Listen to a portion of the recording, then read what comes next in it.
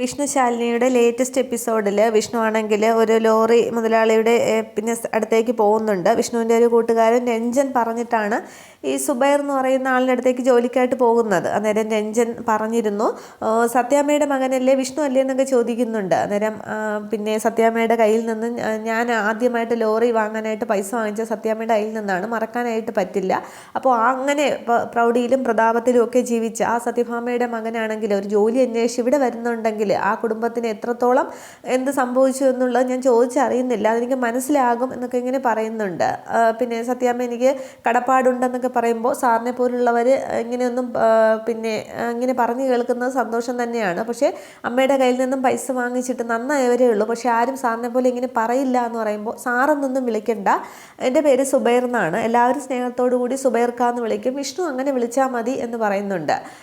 തുടർന്ന് പറയുകയാണ്, നല്ലവരെ കൊണ്ടല്ല ഈ ലോകമുള്ളത്, ദുഷ്ടശക്തികളാണ് എന്നൊക്കെ പറയുമ്പോൾ വിഷ്ണു പറയുന്നുണ്ട്, കൂട്ടത്തിലുള്ളവർ തന്നെയാണ് ചതിച്ചത്, മകനെ പോലെ നിന്നവരും ചതിച്ചപ്പോൾ അമ്മ ആകെ തളർന്നു പോയി, അതുകൊണ്ടാണ് സാറിൻ്റെ മുമ്പിൽ സുബൈർക്കാരുടെ മുമ്പിൽ ഇങ്ങനെ ഒരു ജോലിക്കായിട്ട് നിൽക്കേണ്ടി വന്നത്. എന്ത് ജോലിയും ചെയ്യാം, ഞാൻ പല സ്ഥലത്തും ജോലിക്കായിട്ട് പോയി, അപ്പോൾ വിദ്യാഭ്യാസത്തിൻ്റെ കുറവ് കൊണ്ട് എല്ലാവരും ആട്ടി ഓടിക്കുകയാണ് ചെയ്തത്. ആ ഒരു സങ്കടം ഞാൻ രഞ്ജനോട് പറഞ്ഞിരുന്നു.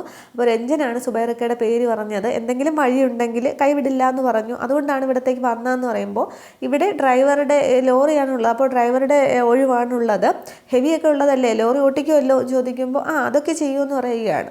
പിന്നെ ഇത് റിസ്ക് ഉള്ള പണിയാണ്, തടിയെടുക്കാൻ കാട്ടിൽ അവിടെ എവിടെയൊക്കെ പോകേണ്ടി വരും, ഇത്തിരി മനോധൈര്യം കൂടി വേണം എന്നൊക്കെ പറയുമ്പോൾ അതൊന്നും സാരമില്ല എന്ന് പറയുന്നുണ്ട്. തുടർന്നാണെങ്കിൽ പറയുന്നുണ്ട്, ഇവിടെ ഒരു ലോറിക്ക് ഒരു ഡ്രൈവർ ഇല്ല, അയാൾ നാട്ടിൽ പോയിരിക്കുകയാണ്, ഞാനൊന്ന് വിളിച്ച് നോക്കട്ടെ, ജോലിക്ക് കയറാനായിട്ട് എന്തെങ്കിലുമൊക്കെ ബുദ്ധിമുട്ടുണ്ടെങ്കിൽ അതിൽ നാളെ മുതൽ വിഷ്ണു കയറിക്കോ, അല്ലെങ്കിൽ വേറെ എന്തെങ്കിലും വഴി ഉണ്ടാക്കാം, സത്യഭാമയുടെ മകനെ എനിക്ക് അങ്ങനെ കൈവിടാനായിട്ട് പറ്റില്ല, ഒരു കടപ്പാട് തീർക്കാൻ എനിക്കൊരു അവസരം തന്നു എന്ന് ഞാൻ കരുതിക്കോളാം. പിന്നെ മനോധൈര്യം മാത്രം പോരാ, ഒത്തിരി മനോധൈര്യം വേണം, റിസ്ക് ഉള്ള പണിയാണ്, പിന്നെ തീയിൽ കുരുത്തവനോട് കമ്പത്തിരി കത്തിക്കുമ്പോൾ പേടിക്കണ്ടെന്ന് പറയേണ്ട ആവശ്യമില്ലല്ലോ വിഷ്ണു, അപ്പോൾ എല്ലാം പറഞ്ഞതുപോലെ നാളെ മുതൽ എൻ്റെ ഒരു ലോറി വിഷ്ണു ഓടിക്കുന്നു എന്നിങ്ങനെ സുബൈർക്ക പറയുമ്പോൾ വിഷ്ണുവിന് ആ ജോലി കിട്ടിയതിലാകെ അങ്ങോട്ട് സന്തോഷമാവുകയാണ്. തുടർന്ന് വിഷ്ണു ആണെങ്കിൽ കമലിനെ കാണാനായിട്ട് ചെല്ലുന്നുണ്ട്. എടാ എനിക്ക് ജോലി കിട്ടിയടാ, നിനക്ക് ചിലവ് വേണ്ടേ, എവിടേക്കാണ് പോകേണ്ടതെന്ന് വെച്ചാൽ പോവാം വാ എന്നൊക്കെ പറഞ്ഞ് വിഷ്ണു ആകെ സന്തോഷത്തിലാണ്. പക്ഷേ കമലിനാണെങ്കിൽ ആകെ സന്തോഷമൊന്നുമില്ല. കമലൻ പറയുകയാണ്, ഇതിപ്പോൾ എന്താ ജോലി, അവിടെ എന്താ ജോലി എന്ന് പറയുമ്പോൾ എടാ ഡ്രൈവർ, അതും അപ്പ ഡ്രൈവറൊന്നും അല്ല, ലോറി ഡ്രൈവർ എന്നിങ്ങനെ പറയുമ്പോൾ കമലിന് അതങ്ങോട്ട് ഇഷ്ടപ്പെടുന്നില്ല. കമലൻ പറയുകയാണ്, അതൊന്നും പറ്റില്ല ആശാനെ, ആശാൻ ലോറി ഓട്ടിച്ചൊക്കെ പോകാമെന്ന് പറയുമ്പോൾ വല്ലവർക്കും വേണ്ടി മണ്ണടിക്കാനും തടി പിടിക്കാനും ഒക്കെ പോവുക, ഇപ്പോൾ ഒരു ലോറി ആശാൻ മേടിച്ചിട്ട് അത് ഓടിക്കുകയാണെങ്കിൽ ശരി സമ്മതിക്കുക, എത്രയോ മുതലാളിമാർ ലോറി ഓടിക്കുന്നു, അല്ലാതെ സത്യാമ്മയുടെ മകൻ ലോറി ഡ്രൈവറായിട്ട് പോകുക എന്നൊക്കെ പറയുമ്പോൾ എടാ അതൊന്നും ഇപ്പോഴത്തെ കാലത്ത് പറ്റില്ല, പണ്ട് നമ്മൾ പലിശ പിരിക്കാനും തിണ്ണമെടുക്ക് കാണിക്കാൻ നടന്നതുപോലെയൊന്നും അല്ല, ഇപ്പോൾ പിന്നെ ആ കാലമൊക്കെ മാറി, ഇപ്പോൾ ഞാൻ എല്ലാവരുടെയും മുമ്പിൽ 4ാം ക്ലാസ്സും ഗുസ്തിയാണ്, കോട്ടിട്ട ജോലിയൊന്നും എനിക്ക് കിട്ടില്ല എന്ന് പറയുമ്പോൾ എന്നാലും ആശാനെ എന്നും പറഞ്ഞ് കമലം നിൽക്കുകയാണ്. എന്നാൽ അത് നിനക്ക് എന്നോടുള്ള ഇഷ്ടം കൊണ്ട് തോന്നുന്നതാണ്, ജീവിക്കാൻ വേണ്ടി ജോലി എടുത്തേ മതിയാവുകയുള്ളൂ എന്ന് പറയുമ്പോൾ എന്നാലും ആശാൻ ഡ്രൈവറായിട്ട് പോകേണ്ട, ഏട്ടത്തിയമ്മയുടെ കാര്യമെങ്കിലും ഓർത്തൂടെ, കളക്ടറുടെ ഭർത്താവല്ലേ ചോദിക്കുമ്പോൾ ഡാ നീ അതൊന്നും പറയേണ്ട ആവശ്യമില്ല, ഏത് ജോലിക്കും അതിൻ്റേതായ ഇതുണ്ട്, നീ അവൾക്കതൊക്കെ മനസ്സിലാവും, അതുകൊണ്ട് നീ അതങ്ങ് വിട്ടേരാ. പിന്നെ വിദ്യാഭ്യാസം എന്ന് പറയുന്നത് ഈ ഒരു കാലത്ത് ഏറ്റവും കുറവ് തന്നെയാണ്. അതിപ്പോൾ കല്യാണം കഴിക്കാൻ പോകുമ്പോഴും അതറിയണമെങ്കിൽ ഒന്ന് ഈ കല്യാണം കഴിക്കാൻ പോകണം, അല്ലെങ്കിൽ ഈ ജോലി അന്വേഷിച്ച് പോകണം. കല്യാണത്തിൻ്റെ കാര്യം എങ്ങനെയാണെന്നുള്ളത് നിനക്കറിയാമല്ലോ, അതങ്ങനെയൊക്കെ അങ്ങ് നടന്നു പോയി. പക്ഷേ ഈ ജോലി അന്വേഷിച്ച് പോയത് അതെന്നെ അങ്ങ് വട്ടം കറക്കിച്ച് കളഞ്ഞു. അതുകൊണ്ട് നമ്മൾ പുതിയൊരു ഇതിന് പോവുകയാണ്, ഞാൻ ഡ്രൈവറായിട്ട് പോകുന്നു, നീ എൻ്റെ ശിഷ്യനായിട്ടും വരികയാണ്, നമ്മളൊരു പുതിയ തുടക്കം അങ്ങോട്ട് തുടങ്ങാൻ പോവുകയാണെന്ന് പറയുമ്പോൾ അവസാനം വിഷ്ണുവിൻ്റെ അതനുസരിച്ച് കമലിനെ സമ്മതിക്കുന്നുണ്ട്. അന്നേരം നമുക്ക് പോവാം, ചിലവ് വേണ്ട, എവിടെയാണെന്ന് വെച്ചാൽ പോകാമെന്നൊക്കെ പറയുമ്പോൾ ആദ്യം വിഷമിച്ചെങ്കിലും കമലിനാകെ വിഷമമാണ്, തൻ്റെ ആശാനായിട്ട് നടന്നിട്ട് വിഷ്ണു ഇങ്ങനെ ആരുടെയെങ്കിലും വണ്ടി ഓടിക്കാൻ പോകുന്നത് ഏറ്റവും കൂടുതൽ വിഷമം തന്നെയാണ്. അന്നേരം സത്യഭാമയുടെ മകൻ വണ്ടി ഓടിക്കാമെന്ന് പറഞ്ഞ് ഒരുപാട് സങ്കടപ്പെടുകയൊക്കെ ചെയ്യുന്നുണ്ട്. പക്ഷേ വിഷ്ണു പറഞ്ഞ് മനസ്സിലാകുമ്പോൾ ഒരുവിധം കമലിന് അതങ്ങോട്ട് സമ്മതിക്കുകയാണ്. പിന്നെ ഇപ്പോൾ പണ്ടത്തെ പോലെയൊന്നും അല്ല, നമ്മൾ പലിശ പിരിക്കാൻ നടന്നതുപോലെയല്ല, നാടൻ തല്ലുകൊണ്ടൊന്നും ഒരു രക്ഷയുമല്ല. ഇപ്പോഴത്തെ പിള്ളേരെടുത്തോട്ട് ചെന്നാലേ അവർ വെച്ച് വീക്കി തരും എന്നൊക്കെ പറഞ്ഞ് കമലിനെ ഇങ്ങനെ തള്ളി അടിച്ചൊക്കെ കാണിക്കുകയൊക്കെ ചെയ്യുന്നുണ്ട് വിഷ്ണു. പക്ഷേ വിഷ്ണു ആകെ സന്തോഷത്തിലാണ്, ആ ഒരു ജോലി കിട്ടിയല്ലേ, ശാലിനിയെ ഞാൻ പറഞ്ഞ് മനസ്സിലാക്കുകയും ചെയ്യും, അവൾക്ക് കുഴപ്പമൊന്നും കാണില്ല എന്നൊക്കെ വിഷ്ണു പറയുന്നുണ്ട്. ഇതേസമയം അവിടെ സത്യഭാമയാണെങ്കിൽ വീടിൻ്റെ മുറ്റത്തേക്ക് ഇറങ്ങിയിട്ട് വീടിൻ്റെ ഫോട്ടോ എടുക്കുന്നുണ്ട്, വീഡിയോയും ഒക്കെ എടുക്കുകയാണ്, സെൽഫിയൊക്കെ എടുക്കുന്നുണ്ട് അവിടെയൊക്കെ ചുറ്റി നടന്നിട്ട്. അതിനുശേഷം അപ്പോൾ പിള്ള അവിടത്തേക്ക് വരികയാണ്. അന്നേരം പിള്ളയോട് പറയുന്നുണ്ട് എനിക്ക് വീടിൻ്റെ മൊത്തത്തിലൊരു ഫോട്ടോ എടുക്കണം പിള്ളയെന്ന്. അന്നേരം സത്യഭാമ എടുത്തോ, ഞാൻ ഒതുങ്ങി നിന്നോളാം എന്ന് പറയുകയാണ്. അന്നേരം അതൊക്കെ കാണുമ്പോൾ പിള്ളയ്ക്ക് ആകപ്പാടെ അങ്ങ് സങ്കടമാവുകയാണ്. ഇതേസമയം ഭാമ അകത്തേക്ക് നോക്കി രാഘവേട്ട ഒരുങ്ങിയില്ലേ, മതി, ഇറങ്ങി വാ എന്നൊക്കെ പറയുകയാണ്. ഈ സമയത്ത് രാഘവൻ നായർ ഇറങ്ങി വന്നിട്ട് പറയുകയാണ് രാവിലെ റെഡി ആവാനായിട്ട് പറഞ്ഞപ്പോൾ ഞാൻ കരുതി അമ്പലത്തിലോ മറ്റോ പോകാനാണെന്ന്. അന്നേരം അതിനൊന്നുമല്ല, ഒരു ഫോട്ടോ എടുക്കാനാണ്. ഈ വീടിൻ്റെ മുന്നിൽ നിന്നുകൊണ്ട് നമുക്ക് 2 പേർക്കും കൂടി ഒരു ഫോട്ടോ എടുക്കണമെന്ന് പറയുകയാണ്. അന്നേരം അതൊക്കെ വേണോ ഭാമയെന്ന് ചോദിക്കുമ്പോൾ വേണമെന്ന് പറയുകയാണ്. ഇത് രാഘവേട്ടൻ പിന്നെ രാഘവേട്ടൻ്റെ സ്വപ്നമല്ലായിരുന്നോ, ഒരുപാട് നാളത്തെ പരിശ്രമമായിട്ടുണ്ടാക്കിയ വീടല്ലേ, അന്ന് രാഘവേട്ടൻ എന്നെ കല്യാണം കഴിച്ചുകൊണ്ട് വരുമ്പോൾ പറഞ്ഞത് എനിക്ക് ഓർമ്മയുണ്ട്, ചോരയും നീരും ഒക്കെ വിയർപ്പൊഴുക്കി ഉണ്ടാക്കിയ വീടാണ്, കൊട്ടാരമാണ് ഇതെന്ന്. അന്നും ഇന്ന് വരെയും ഈ കൊട്ടാരത്തിൽ രാജ്ഞിയെ പോലെ തന്നെയാണ് രാഘവേട്ടൻ എന്നെ വാഴിച്ചുള്ളത്. പക്ഷെ അതൊക്കെ നമുക്ക് ഓർമ്മയിൽ സൂക്ഷിക്കണ്ടേ, മക്കളും കൊച്ചുമക്കളൊക്കെ വലുതാകുമ്പോൾ അവർക്ക് കാണിച്ചു കൊടുക്കണം ഈ ഫോട്ടോയും അങ്ങനെ രാജാവും റാണിയും ഒക്കെ ഉണ്ടായിരുന്നു എന്നുള്ളത് എന്ന് പറയുകയാണ്. ഇതിപ്പോൾ ഈ ബാധ്യത ഇവിടെ നിന്ന് ഇറങ്ങേണ്ടി വരുന്നത് നമ്മൾ കാരണം എന്ന് പറയുമ്പോൾ നമ്മളല്ല, ഞാൻ കാരണം, ഞാൻ ഉണ്ടാക്കി വെച്ചത് തന്നെയാണ് എന്നൊക്കെ പറഞ്ഞ് ഭാമയങ്ങ് സന്തോഷത്തോടെയാണ് സംസാരിക്കുന്നത്. പക്ഷേ രാഘവൻ നായർക്കും പിള്ളയ്ക്കും പൊന്നിക്കും ഒക്കെ അത് കാണുമ്പോൾ അങ്ങ് വിഷമമാവുന്നുണ്ട്. അന്നേരം പറയുകയാണ് എന്നാലും ഞാൻ വരാം ഭാമയെ, പക്ഷേ സന്തോഷത്തോടെ നിൽക്കാനായിട്ട് കഴിയില്ല എന്ന് പറയുമ്പോൾ പിന്നെ എനിക്ക് സന്തോഷത്തോടെ നിൽക്കാൻ കഴിയുമെന്നാണോ, ഞാൻ അങ്ങോട്ട് സങ്കടം പുറത്ത് കാണിക്കില്ല, ഈ സത്യഭാമയുടെ കണ്ണിൽ നിന്ന് ഒരു തുള്ളി കണ്ണീര് പുറത്തേക്ക് വീഴില്ല, അത് കരയാനുള്ള യോഗ്യത എനിക്കില്ല എന്നറിയാം, അതുകൊണ്ട് തന്നെയാണ് ചത്ത് കിടന്നാലും ചമഞ്ഞ് കിടക്കണമെന്ന് കേട്ടിട്ടില്ലേ, അതുകൊണ്ട് ഈ സത്യഭാമ കരയില്ല, ഈ സന്തോഷം ഇങ്ങനെ കാണിക്കുക തന്നെ ചെയ്യും എന്നൊക്കെ പറയുന്നുണ്ട്. ഉള്ളിൽ സങ്കടമുണ്ട് ഭാമയ്ക്ക്, പക്ഷെ അത് പുറത്ത് കാണിക്കാതിരിക്കുകയാണ്. പക്ഷെ രാഘവൻ നായർക്ക് നന്നായിട്ട് സങ്കടപ്പെടുന്നുണ്ട്, പിള്ളയ്ക്കും പൊന്നിക്കും ഒക്കെ അതുപോലെ തന്നെയാണ്. തുടർന്ന് വാ രാഘവേട്ടാന്ന് പറഞ്ഞ് വിളിക്കുമ്പോൾ രാഘവൻ നായർ വരുന്നുണ്ട്. എന്നിട്ട് 2 പേരും കൂടെ നിൽക്കുകയാണ്. പിള്ളയോട് പറയുന്നുണ്ട് പിള്ളയുടെ ഫോട്ടോഗ്രാഫർ പിള്ളയാണ്, ക്യാമറ ഓണാണ്, നമ്മൾ 2 പേരും ചേർന്നുള്ളൊരു ഫോട്ടോ എടുക്കാം. നിർബന്ധിച്ച് പിള്ളയുടെ കയ്യിലേക്ക് ഫോൺ കൊടുക്കുകയാണ്. പിള്ളയും പൊന്നി അങ്ങ് സങ്കടപ്പെട്ട് നിൽക്കുകയാണ്. തുടർന്ന് 2 പേരും കൂടി നിൽക്കുമ്പോൾ പിള്ള ഇങ്ങനെ ഫോട്ടോ എടുക്കാൻ നോക്കുമ്പോൾ 2 പേരും കൂടി ഒന്നിച്ചുള്ള ഫോട്ടോ ആണെങ്കിൽ നിങ്ങൾ 2 പേരും കൂടി കുറച്ചുകൂടി ചേർന്ന് നിൽക്കണമെന്ന് പറയുകയാണ്.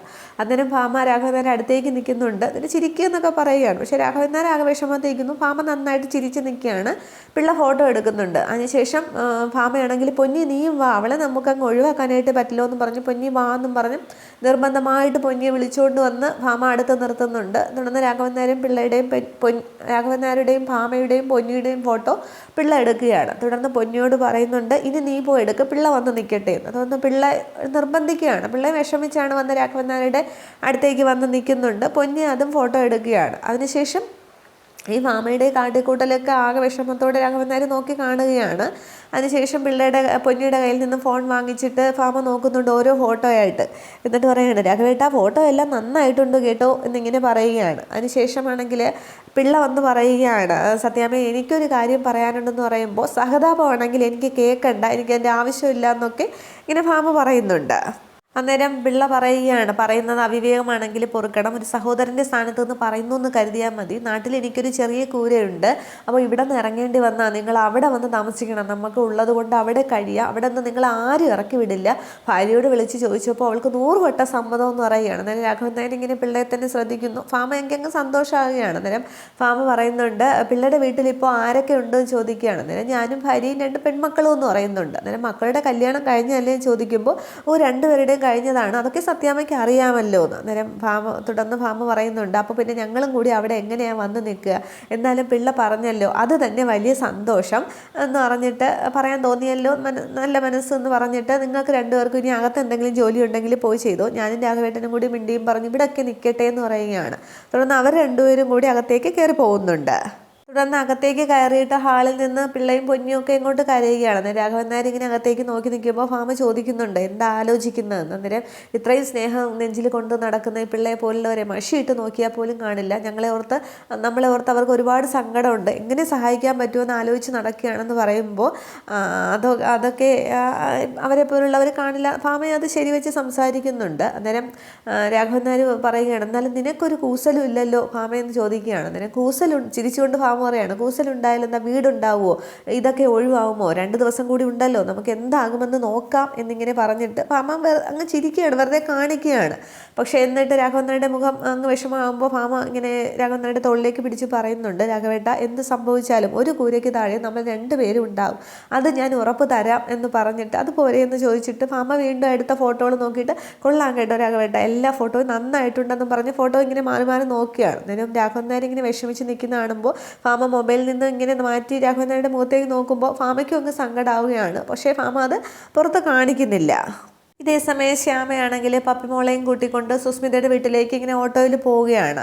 അതേസമയത്ത് അവിടെ രോഹിത് ആണെങ്കിൽ വീടിൻ്റെ വെളിയിലിരുന്നു കൊണ്ട് മദ്യപിക്കുന്ന കാണിക്കുന്നുണ്ട്. ആകെ മദ്യപിച്ച് ലെക്കുകെട്ട അവസ്ഥയിലിരിക്കുകയാണ് രോഹിത് അവിടെ. അന്നേരം ഓട്ടോയിൽ ഇരുന്നു കൊണ്ട് പപ്പി ചോദിക്കുന്നുണ്ട്, അച്ഛൻ നമ്മളെ കാണുമ്പോൾ ദേഷ്യപ്പെടുമോ, വഴക്ക് പറയുകയും ചോദിക്കുകയാണ്. അന്നേരം ഇല്ല, മോളെ ഒന്നും പറയില്ല, മോൾ ചെന്ന് വിളിച്ചാൽ മതി എന്ന് പറയുകയാണ്. അന്നേരം നമ്മൾ അച്ഛനെയും കൊണ്ടേ തിരിച്ചു പോവുകയുള്ളൂ അല്ലേ അമ്മയും ചോദിക്കുമ്പോൾ അതേന്നിങ്ങനെ ശ്യാമ ആകെ സങ്കടപ്പെട്ടാണ് ഇരിക്കുന്നത്. തുടർന്ന് സുസ്മിതയുടെ വീട്ടിലെത്തുന്നുണ്ട്. പക്ഷേ ശ്യാമ അങ്ങോട്ടത്തേക്ക് കയറുന്നതായിട്ട് കാണിക്കുന്നില്ല. മുറ്റത്തേക്ക് പപ്പി ചെല്ലുമ്പോൾ ഇങ്ങനെ രോഹിത് അവിടെ സിറ്റ് ഔട്ടിൽ ഇങ്ങനെ തറയിലിരിക്കുന്ന കാണിക്കുകയാണ് മദ്യപിച്ചുകൊണ്ട്.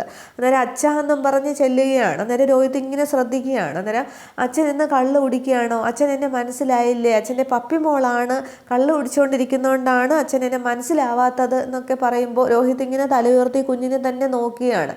എന്നിട്ട് ആ പപ്പിമോളെ ആദ്യമായിട്ട് ഹോസ്പിറ്റലിൽ നിന്ന് ഡിസ്ചാർജ് ചെയ്ത് വീട്ടിലേക്ക് കൊണ്ടുവന്നപ്പോൾ ആ ടൗലിൽ പൊതിഞ്ഞെടുത്തതും പിന്നീട് സ്കൂളിൽ കൊണ്ടാക്കുന്നതും അങ്ങനെയുള്ള കുറേ കാര്യങ്ങൾ എടുത്തുകൊണ്ട് കളിക്കുന്നതും ഒക്കെ ഇങ്ങനെ രോഹിത് ഓർക്കുമ്പോൾ രോഹിത്തിന് ആകപ്പാടെങ്കിൽ സങ്കടം വരികയാണ്.